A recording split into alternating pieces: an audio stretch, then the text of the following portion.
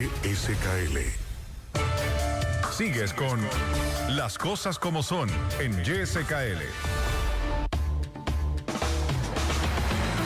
Bueno, estamos de regreso y ya le doy la más cordial de las bienvenidas al licenciado Jaime Ramírez Ortega. ¿Qué le pasó, licenciado? Bueno, hoy decimos 2 cuadras, Josué, y estamos hablando de 1 hora casi de tráfico, ¿verdad? Pero bueno, así está el país. Creo que debemos de crear conciencia a todos los salvadoreños con este tema del parque vehicular, que creo que nos está afectando a todos. Sí, se deben de trabajar en estrategias, más que de leyes, en estrategias que permitan descongestionar El Salvador. Por ejemplo, creo que hay buenos consejos que se pueden dar. Si hay familias que tienen 4 o 5 vehículos, bien pueden venir en un vehículo a trabajar. Sí, eso sería sí, posible, sería ¿verdad? una alternativa, y también un poquito tal vez lo que hace Ciudad de México, ¿verdad? Que es ponerle días para la circulación. Aunque eso ya colapsó, te cuento. Sí, ya no colapsó funciona. también, ya. Entonces, en El Salvador ya tenés un parque vehicular de más de 1 millón de vehículos, y el problema es la concentración que tiene el Gran San Salvador. Sí, y lo que pasa es que también no hay, digámoslo de esa manera, no hay una infraestructura física adecuada para soportar esa cantidad de vehículos que se mueven a diario en las principales ciudades, ¿verdad? Y para variar, acabas de aprobar un presupuesto de 6 meses para subsidio de transportes que andan con vehículos chatarras. Sí. Entonces tenemos un gran problema que resolver. Bueno, aprovechemos el tiempo porque el licenciado nos debe 20 minutos. Bueno, estábamos planteando la necesidad de que, con lo que ha quedado al descubierto, que evidentemente, por supuesto, tiene que ver con lo que pudiera significar una mala utilización de los recursos que tienen bajo su responsabilidad de custodia y de administración, por lo menos en la Asamblea Legislativa, es lo que hemos visto con lo que está de moda en este momento, tras una serie de publicaciones hechas por uno de los principales periódicos de circulación nacional, ¿no? Pero estamos hablando más en amplio de lo del diario de hoy, ¿verdad? Sí. Con tema del nepotismo. Con la autoría del periodista Jorge Bertrán Luna, ¿verdad? Con el tema del nepotismo y el tema del nepotismo que tiene que ver con pues lo que se ha denominado como, y lo leo aquí, ¿verdad? A partir de mañana, decía Jorge Beltrán Luna, ¿verdad? Esto era a partir de lunes, ¿verdad? Sí. A partir de lunes voy a contar qué tanto nepotismo ha sido generado y asolapado por PCN, Gana, Arena, FMLN y PDC en la Asamblea. Médicos, abogados, periodistas, un árbitro internacional, etcétera, están en planilla de la Asamblea, llevados ahí por diputados o partidos políticos. Pero llevemos esto más a lo macro, licenciado. Llevémoslo más a lo macro. Por cierto, que usted es representante del movimiento no partidario. Ciudadano Independiente. Ciudadano Independiente no partidario. Perdón que no lo dije cuando lo presenté. Pero vayamos más a lo macro, porque este sería un mal endémico que está en todo el aparato del Estado. Sí. Bueno, y que plantea un gran desafío, que es hacer algo para poder combatir esto. Por supuesto, creo que has puesto el dedo en la llaga. Veamos lo macro, no solo en la Asamblea Legislativa. Creo que los 3 órganos de Estado están permeados del nepotismo en todos los estamentos de las instituciones públicas. Esto significa que, por ejemplo, si te vas al órgano judicial, por ejemplo, te vas a dar cuenta que hay jueces que tienen primos, sobrinos, tíos, suegros, suegra, esposa, esposo, y tienen una gran cantidad de parientes en todo el órgano judicial, y de tal manera que se turnan más o menos así, ¿va? Vos le decías al juez de Cojutepec que, hey, contratame a mi sobrino ahí, y yo te contrato a tu sobrino acá. Y así se dan los trueques. Entonces, aquellas personas que tienen la capacidad, que tienen las cualidades y que tienen las credenciales académicas para poder optar a un cargo de función pública, en este caso, en cualquier parte de los 3 órganos del Estado, se ve inhabilitado ante esa imposibilidad porque simple y sencillamente no tiene un pariente que sea funcionario o el cuello de un partido político para ser introducido en cualquier institución del Estado. Y esto creo que es preocupante y es lo que se debe analizar. Pero a mí, en lo particular, lo que sí me da mucha tristeza es ver que un diputado tenga 11 parientes. Este es el que conocemos, pero por otro lado salió el del diputado del PDC, que tiene empleados de su institución privada, de la cual le genera riquezas, con un salario de $1,700, trabajando en la planilla de la Asamblea Legislativa. yo creo que esto debería dar tristeza, debería dar vergüenza también, y por vergüenza deberían de renunciar estos diputados a ese cargo que tan honrosamente se los dio el pueblo salvadoreño para que estén allí, no para que contraten, Bueno, sino y para que que hay que legislen. decirlo, sí, serán los casos más visibles, pero pareciera ser que todos tienen las patas hinchadas. Claro, por supuesto, por supuesto. ¿Verdad? Por ahí andaba un problema también de Gana con la contratación de un periodista que tiene el diputado de San Miguel, Numan Salgado, que aparentemente trabaja, pues por supuesto, para una de las empresas de la familia de ellos, pero que... ¿Te referís a TVO? A TVO, exactamente. Muy bien. Bueno, eso sería una gran tristeza, porque ¿cuál es el valor moral que tiene un medio de comunicación? Es su independencia. Es justamente la búsqueda de la verdad. Ujú. Pero ¿de qué manera vas a buscar la verdad cuando estás permeado de personas que trabajan para tu medio de comunicación, tienen una plaza que no se las pagas tú, sino que se la paga el Estado? Por lo tanto, ¿a quién le va a reportar? A ese instituto político, no al pueblo salvadoreño. Eso no solo es una ilegalidad, sino que es, digamos, un acto inmoral que efectivamente está en alguna medida dando las luces de la realidad de cómo está de corrupto nuestro sistema. Hemos de decir una Pero, cosa, Jaime, sí. que esto no es un problema solo de quizás de uno, dos o tres diputados. Habrían bastantes problemas respecto a esta situación porque prácticamente que la gran mayoría tendría contrataciones irregulares en la Asamblea Legislativa. Claro, pero vayámonos a la realidad. ¿Qué está haciendo las instituciones del Estado para aplacar este tipo de ilegalidades? Tendrán los suficientes... Te voy a hablar del TEC. Hablemos del TEC. Tendrán los suficientes dientes el TEC. Y justamente has tocado un punto, porque yo acabo de escribir un artículo justamente sobre esto que va a salir el domingo en la prensa gráfica y el otro en el diario El Mundo esta semana, sobre el nepotismo, el cáncer del nepotismo.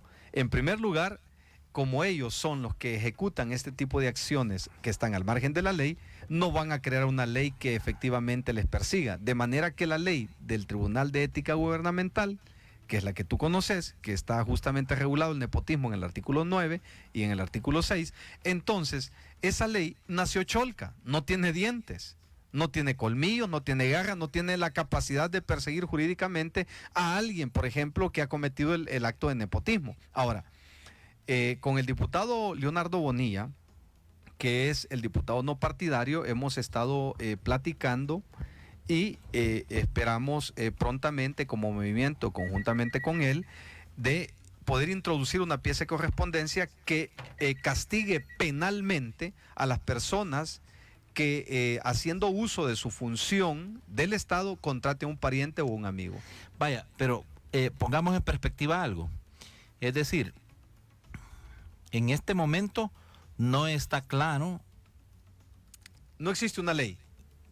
que castigue eso. Solo así vagamente la ley de ética gubernamental, que nació cholca, ¿verdad? Sí, pero ahí es donde va el punto, porque dicen, por ejemplo, y esto creo que es de la voz popular en la Asamblea Legislativa, el hecho de que, vaya, por ejemplo, tú eres diputado, pero viene otro colega diputado tuyo para sortear el tema de la contratación de familia. Tenedme vos a mis familiares y yo te tengo los tuyos. En tu institución. Ajá. Entonces, más o menos de esa forma dicen que sortean.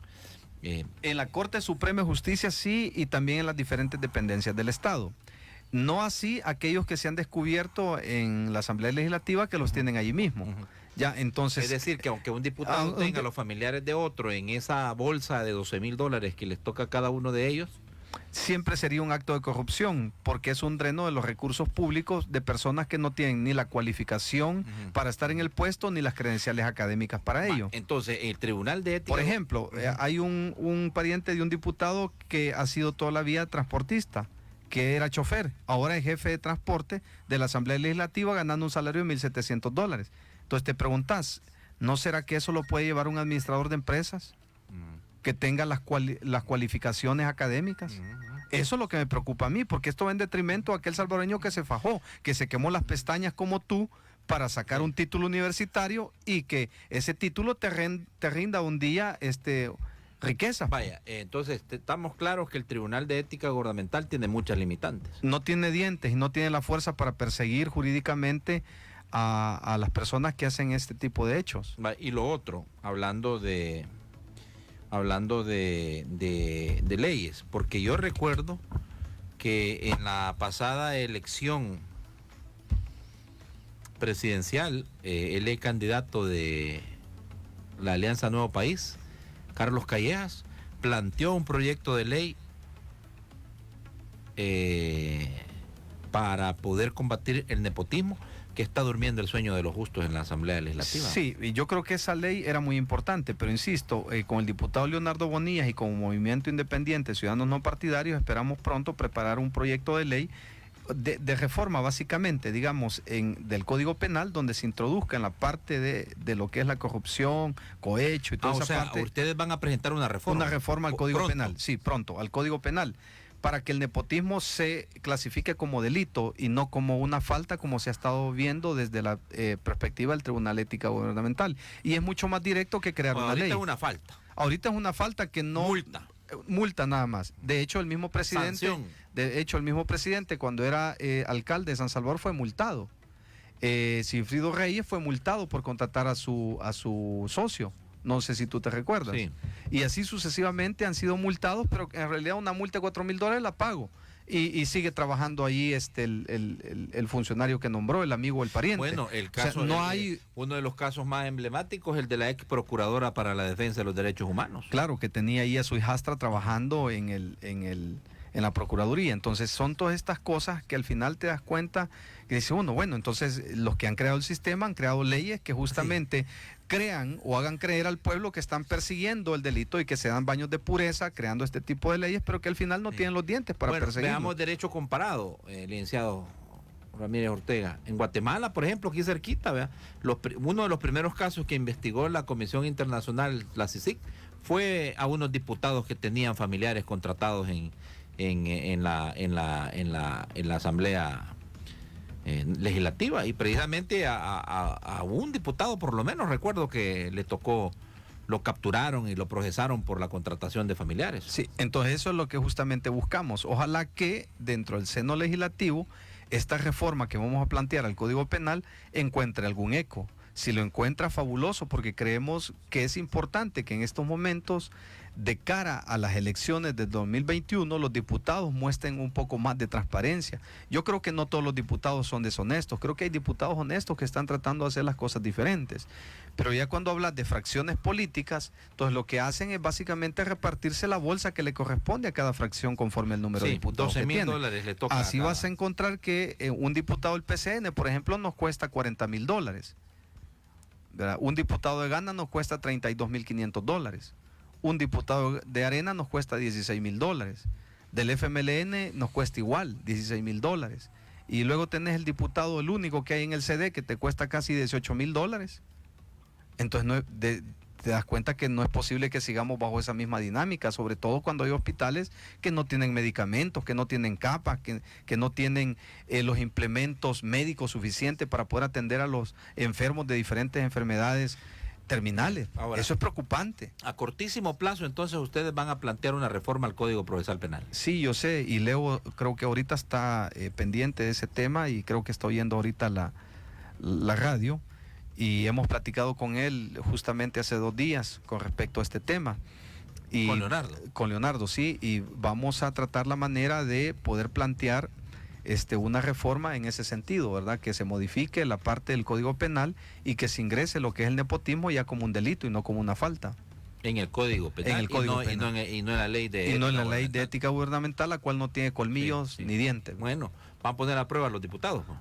Exactamente, y sobre todo en esta coyuntura que está tan delicada, tú lo sabes, no sé qué va a pasar o a qué nos vamos a enfrentar definitivamente. Aquí vamos a ver si están a favor del pueblo o están en contra del pueblo. Bueno, digo, una ley sería formidable, pero a falta de una ley, ¿ustedes creen que puede haber un camino más rápido, más expedito, que sería la reforma? Pienso que sí, porque ahí están los delitos relativos al erario público. Es decir, la corrupción, cohecho, tráfico de influencias, etcétera, etcétera. Están todos esos delitos que evidentemente esto se eleva al delito de la misma categoría de la corrupción. Es más, yo creería que el nepotismo es la hermana gemela de la corrupción. Sí. Porque este es silenciosa. Este es silenciosa. A ese nivel lo pondría usted. A ese nivel lo pondría yo, definitivamente. O sea, no deja de ser un acto de corrupción porque te estás prevaleciendo el poder que tenés, que te dio el pueblo, la soberanía que te la presta, para meter a tu primo, para meter a tu sobrino, a tu suegra, a tu suegro. Así como hizo aquel expresidente que tenía hasta la novia, perdón, la amante, con pasaporte diplomático. Pues esas cosas no pueden ser. Eso es lo que no se puede seguir permitiendo. Bueno, por cierto, y es una de las... No sé si has oído hablar de ese expresidente. Sí. Bueno, si no me equivoco, creo que estás hablando del expresidente Mauricio Funes Cartagena. Bueno, veo y te quiero preguntar. Sí. Te quiero preguntar, porque es otro de los casos emblemáticos que están en sede judicial en este momento. Hoy, de hecho, se iba a tomar la declaración a un testigo criteriado en el caso de él, que estaría brindando una información importante que permitiría poder desvelar cómo es que se desvió una cantidad importante de millones de dólares del erario público para beneficio particular del expresidente Mauricio Funes, sus familiares y algunos de sus más cercanos colaboradores. Pero ahí decía la señora Wanda Pignato, que es una de las que está en medio de ese proceso judicial, ex esposa del expresidente Mauricio Funes, decía, si yo tuviera algo, palabras menos, palabras más, si yo tuviera algo que temer, me hubiera ido del país, en referencia a lo que había pasado con su ex esposo, que, bueno, todos sabemos es un asilado y con ciudadanía ya nicaragüense. Sí, bueno, creo que contigo discutimos hace unos meses en tu programa un punto similar a este con relación al ex fiscal general Luis Martínez. Y es el mismo caso, si la esposa estaba o no enterada de dónde venían los dineros con el cual se beneficiaba toda la familia. Entonces yo creo que esto es simple. En el caso de doña Wanda, ¿tú crees que es exactamente igual. Ella estaba enterada, ¿crees tú? Sí, claro. Entonces la pregunta es, ¿por qué ella nunca denunció que su hermana y su cuñado cuidaban a su hijo allí en uno de los zonas más exclusivas de El Salvador, en un apartamento que le pagaban alrededor de $17,000 mensuales? Entonces ella nunca se preguntó dónde venía ese dinero, porque el salario del presidente Funes no le alcanzaba para eso. Ese es el primer punto. Y nunca se enteró que él pagaba $1,400 a la semana para que le fueran a dar relax a los perritos. Pregunto, no se enteró de eso. Y lo segundo, ¿y cómo es que pagó sus deudas personales? Ella dice que quien le dio el dinero fue el presidente. Nunca sospechó que ese dinero venía producto de la corrupción, porque el dinero de él, el salario en planilla es de $5,200. Si fuera yo culpable, hubiera abandonado El Salvador, dijo Pignato. Esas fueron las palabras textuales. Yo creo que las personas deben de ser más serias en determinar las declaraciones en cuanto a su defensa. Esto es como que aquel diputado diga, no, yo no tuve nada que ver en la contratación de mis parientes, ¿verdad? Es como que si hoy te aparezca el diablo y te diga, no, hombre, fíjate que el infierno no es caliente, ahí es helado. Entonces más o menos es así la comparación. Entonces yo creo que no es válido ese tipo de argumentos. Por lo tanto, creo yo que las personas que en algún momento han tenido contacto con la administración de fondos, ya sea directa o indirectamente, tienen alguna responsabilidad, por lo tanto tiene que perseguírsele con todo el peso de la ley. Yo creo que hay personas aquí que están presas por haber robado $5,000, $10,000.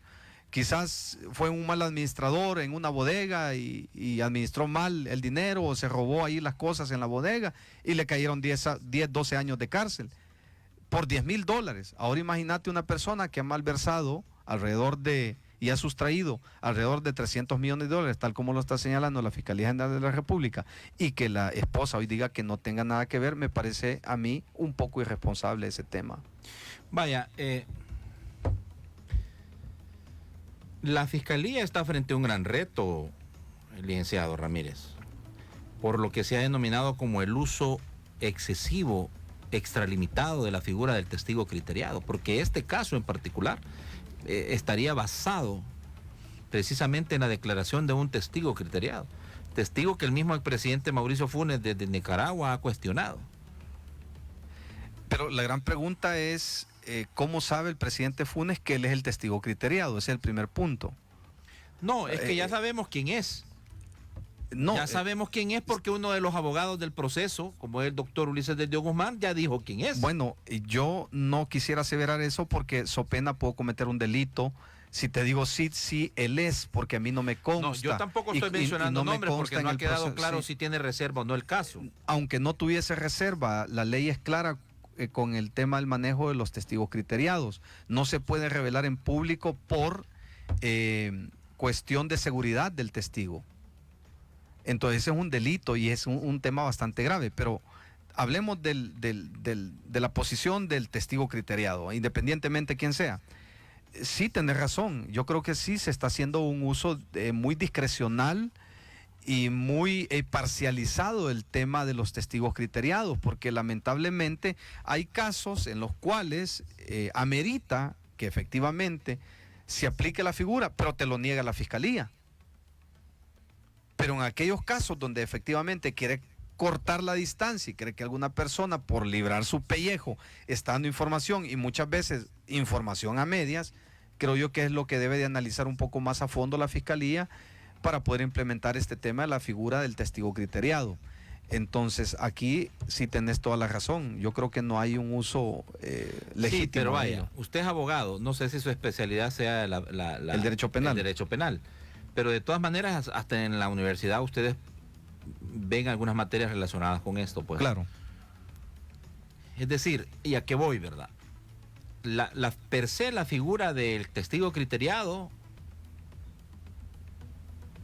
debe de ir acompañada de otras estrategias o mecanismos de investigación de parte del Ministerio Público que garanticen que esa información que está brindando el testigo criteriado es fidedigna. Claro. Es que el primer elemento del testigo criteriado es que te proporcione información que te lleve a la captura o que permita la condena de aquellas personas que efectivamente han estado vinculadas a la comisión de un hecho delictivo. Y por lo general es parte de la misma estructura. Por lo general es parte de la misma estructura. Por ejemplo, en este caso sabemos que es un tema netamente financiero, ¿verdad? Es decir, el manejo y traslado de dinero de los fondos públicos. Aquí bastará con que diga el testigo criteriado, por ejemplo, Josué, que diga, bueno, miren, a mí el expresidente cuando estaba en funciones me dio $3 millones, no sé de dónde provenían, pero me dijo que fuera a comprar una propiedad a mi nombre.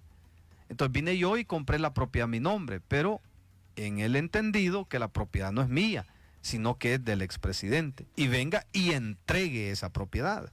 Y así sucesivamente con cada una de las negociaciones que haya hecho o que diga, compramos esta empresa, invertimos $10 millones, compramos esta radio, compramos esta televisora, compramos antenas, compramos implementos para poner todo un sistema de telecomunicaciones, etcétera, etcétera. Y además de esto, la empresa le estaba pagando $12,500 al mes al expresidente Funes. Entonces, que diga cómo llegaron y cómo lo estableció y que al final esto lo analice muy bien un juez, todo este tipo de pruebas y al final se logre la condena, entonces efectivamente estaríamos frente a la figura de un testigo criteriado que nos ha dado los elementos suficientes para condenar a un individuo. Ese es el objetivo básicamente de un testigo criteriado en un proceso penal. Vaya, por eso planteaba, ¿verdad?, que se denota un gran desafío de parte del Ministerio Público para poder demostrar que efectivamente el expresidente Mauricio Funes Cartagena debió $350 millones. Exactamente, y ese creo que es el gran reto que tiene hoy por hoy la Fiscalía General de la República. No sé si tú te diste cuenta, en el mes de diciembre el presidente Funes cuestionó el accionar de la Fiscalía, no sé si tuviste la oportunidad de verlo, ¿verdad? Y inmediatamente el fiscal general le contestó al presidente Funes, mire, no se preocupe por otras personas en su proceso, preocúpese por usted. Y que si, por cierto, le dice el fiscal, vamos avanzando a pasos agigantados en la investigación de su proceso, le contestó el fiscal, ¿verdad? Entonces, ahí ves que el caso no ha estado dormido, sino más bien creo que ha estado en investigación por parte de la Fiscalía. Creo que los elementos que tiene, hoy por hoy, deben de ser contundentes para presentarlos ulteriormente en un tribunal de sentencia. Bueno, fíjese que ya tenemos varios comentarios en WhatsApp y le preguntan, ¿verdad? Leonardo Bonilla, ¿cuánto le cuesta al pueblo salvadoreño? Ya que mencionó cuánto le cuesta a cada diputado. Bueno, yo creo que ese es algo que él deberá responder en su momento. Se lo pueden preguntar a él. ¿Usted no sabe? No, yo no lo sé. Pero lo podemos investigar con todo gusto. Buenas tardes, Natán.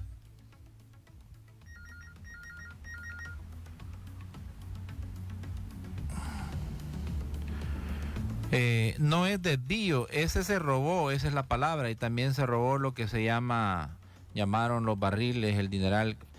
Bueno, a mí no me corresponde tipificar si se lo huevió o no se lo huevió, vea. O sea, en realidad sí. Eso se tendrá que demostrar en un proceso, en el proceso judicial. Sí.